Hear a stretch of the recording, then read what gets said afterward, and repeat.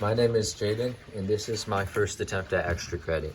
So for this question, I'm going to be doing 1.1 to 1.2, the Webassign, and I'm going to be doing question 1, which says a sample of pure magnesium, which is MgNO32, has a mass M. Which of the following represents the number of moles of MgNO32 in the sample?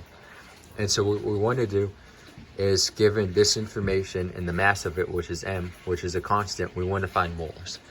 And so first, we want to write this all down in our notebook, which I did to save us some time.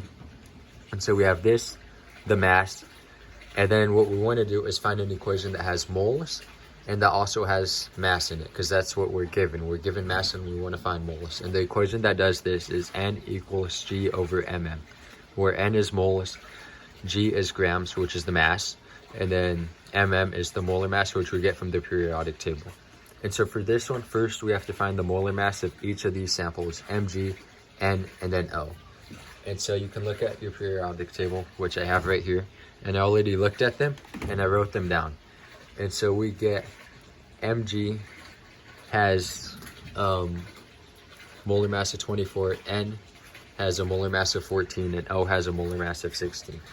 And so once we get that, we then have to multiply it by the number of atoms of that molecule in this. So we have 1 Mg, so we'll do 1 times 24, and that's Mg, plus, and then N, we carry this 2, so we have 2N, which is 14, and then we times 2 times 3, because that's how you do exponents, and then we get plus 6 oxygen, and each one is 16.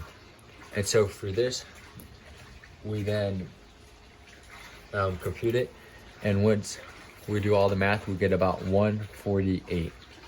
And so what we have is moles, which is N, will equal mass, which is what we're given, the grams, over about 148, which is the molar mass. And so from here, we just have to look at the available choices, and you see that we have M over 148.32, which is basically the same as M over 148. So that's the answer.